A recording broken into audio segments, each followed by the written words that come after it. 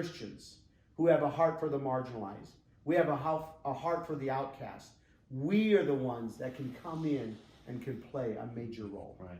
And I think we've talked some before, but it's also very important not just to give people things, but not just give them physical things, but give them skills, help them achieve skills, help them understand who they are in Christ. That's right. So and really help them regain their self-esteem is a terrible word, but what's a better word? Give them hope. Give them the sense that God has created them with this incredible potential for the future. I mean, when you think about the hopelessness in communities like this, a lot of people say, well, they need jobs. Yeah, they do need jobs. Well, they need education. Yeah, they do need education. But if you're going to really get people to education and to jobs, they need a heart change. They need motivation shifting, right? That's where Jesus comes in. He changes our motivation, and he starts to put a call on our life so that we give our lives away to make a difference. Right. We're not just pursuing the American dream then. We're pursuing what? God's dream. What God created us to do. Yeah. Dignity, that's the word I'm looking for. Yeah, exactly. That's a good word. We've taken a lot of dignity away from people by just throwing stuff at them for free. Right, that's exactly right. And that's why there's a process. And so like in our process, number one, we got to stop the war. We got to stop the bleeding. And that's why we start the Lighthouse program. We revitalize this house with volunteers who are Christ-centered, people who want to give their life away. They come in and fix up these houses. Then we place a family in that house, and that family is committed to, to reaching out to their neighbors, loving their neighbors. And before you know it, after 2 years, in fact, many it's after 1 year now, less than a year goes by, crime and violence is down on average 75% in that neighborhood. Wow, 75%. 75%. Our neighborhood, it's over 100%. Wow. I mean, this was the most, our neighborhood right here was redlined as one of the most violent neighborhoods in the whole city. 2 years after we started this strategy, police came in and they said, we don't know what you're doing, but it's working.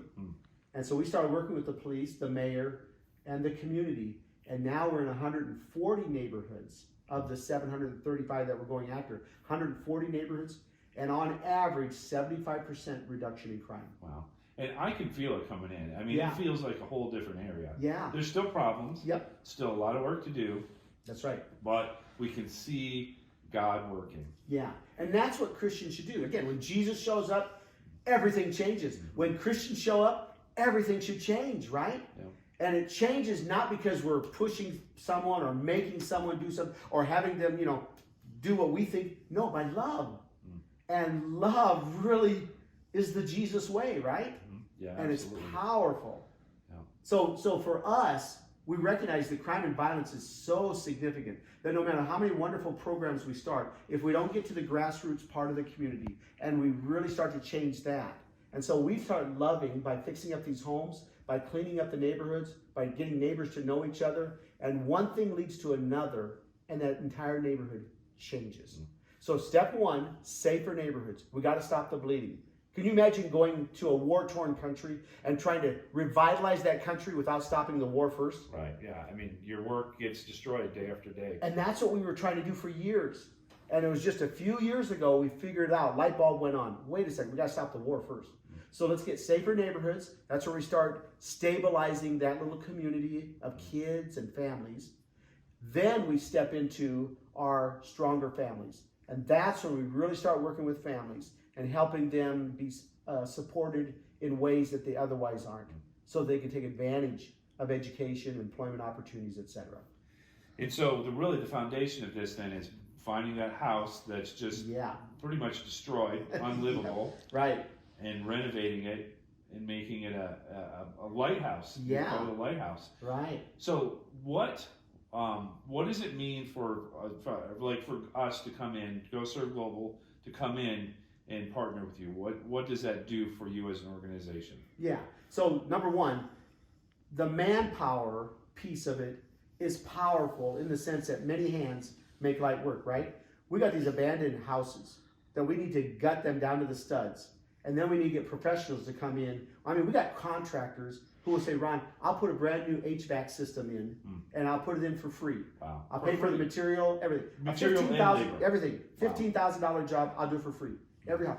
We have some that'll do one, some that'll do 2 a year. Electricians, same thing. We have one electrician, he's doing like 3 houses a year for free. Wow. He sends his entire crew down. He brings his own wiring, everything. Every now and then I got to go buy a fixture or two, but he brings a lot of the lights in with him too. And so we have contractors that put these houses back together. And I'm going to step in here and say that's because of a track record of being faithful in the community and people seeing what's happening, and they're naturally drawn to be part of that. Yeah. Because of the faithfulness of people, not just you, but everybody under you or with you now. Right. Yeah. So you know, in philanthropy, we often use the word charity. And charity is love, right? It's giving something up, it's sacrificing, it's donating your time, your talent, your treasure. Charity is good. But at the end of the day, you and I as Christians, we know we want more than charity. We want change. And see, that's what the Lighthouse program does. It isn't just coming in and fixing up a house and then we give someone a new house. That's charity, and that's good. There's nothing wrong with it. But sometimes charity actually is detrimental. Yes. Yeah, there's a book out there called When Helping Hurts, right? Yep. And we can actually hurt. And so if we stop at charity, we don't get the full measure of transformation, because change is the heart of the gospel. So we move from charity to change. And so that when we fix up a home, we don't immediately sell it. What we do is we put a family in it. And that family is the one that become missionaries to that neighborhood. And they're the ones that then reproduce, cause the transformation. Before you know it, little Johnny and little Keisha are showing up at our basketball program, and we're talking to them about Jesus, and we're having a great time. They're being supported, encouraged. Mom's being supported, encouraged. They come to our food pantry. We give out food. Mom says, you know what, without you, I think we would have starved. I mean, all of a sudden, they're starting to have a support system. I grew up in rural Iowa, and guess what? I had a support system. It was not only my parents and my brothers and sisters. It was my aunts and uncles, my grandparents, and the whole community. Right. If you were out doing something wrong and a neighbor saw it, that neighbor called your mom. Yeah, you ever hear the phrase, it takes a village, right? Yep. Well, I understand that concept now. And guess what? This community needs a support system. You have a lot of single mothers. This pandemic that just happened, I had single mothers who came through our food line. And I mean, we served thousands of meals. Came through the food line, and she tears down her eyes. She's probably only 28, maybe 30 at the most. Young mother, 3 little children, 4th grade, 3rd grade, 1st grade. These 3 little children were in school, and when they shut down the school, she had no place to care for them. She couldn't work and afford the daycare, so she actually had to quit her job to come home. Tears down her eyes. She didn't know what she was going to do. Can I tell you? Food was a starting point, but it's just a starting point. We got to make sure that we just go beyond charity to see really change, because that mother needed a support system.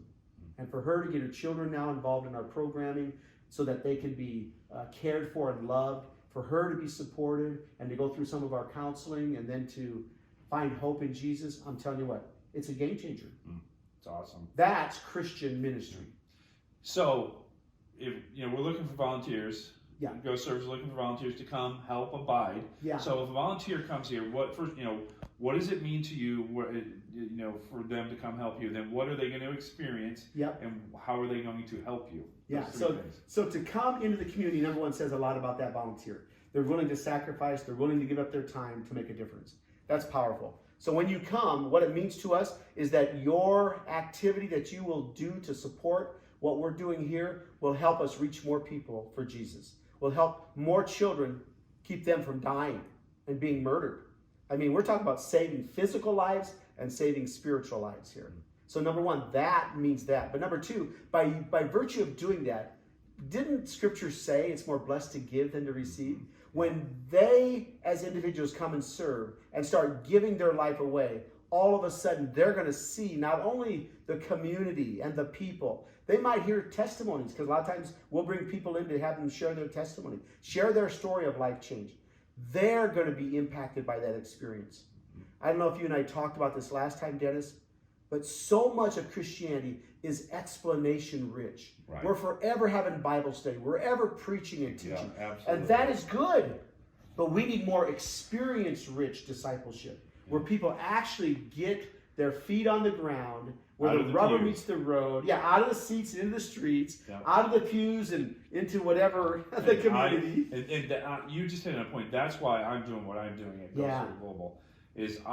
We desire to give people that opportunity. Yeah. Where we give them the resources and the supervision to come and help people. Yep. And, so that's why we exist, and that's what makes me excited is to see people come and experience something like this, and start to understand. Putting their faith into action. Yeah. I tell people this all the time. I had a Christian version of Christianity when I was a chemical engineer and I was in the suburbs. And I was a Christian. I'm telling you what, my version of Christianity came to life when I moved into the inner city. Yeah. The passion got ignited in me. I tell people all the time, if I ever, which I didn't, if I ever moved into the inner city to transform the brokenness of the inner city, what a joke. Because it was ultimately the brokenness of the inner city that transformed me. And see, when people come in to serve, yes, they're going to be a blessing. They're going to help. But what God will do in them, getting next to brokenness, will help in their transformation. Yeah. Because I'm telling you right now, I live with a level of passion, a level of energy. People sometimes say to me, Ron, how are you filled with so much energy and passion? I tell you what, when you're next to brokenness, and then you see what Jesus can do in the middle of that, it can't but give you life. Yeah. I mean, it fills you. Motivates you. Oh my goodness. Gives you energy. Yeah. Totally. We do a lot of disaster relief. It's the same thing. When you walk up to somebody who's looking at their house in pieces, and all they want you to do is find a few things, that after a tornado, and that opens the door. Then same thing, opens the door to be able to speak into their life, and it's motivating. Yeah, the devastation that's all around them becomes part of their reality. Yep. And that turns into hopelessness, doesn't it? Yep, absolutely. And so when you and I show up with smiles, with joy, with servant labor, free to help, it ignites something in them and says, wow, there's something about them that's different. Yep. And then when they ask the question, we get to share the answer of the hope that lies within us.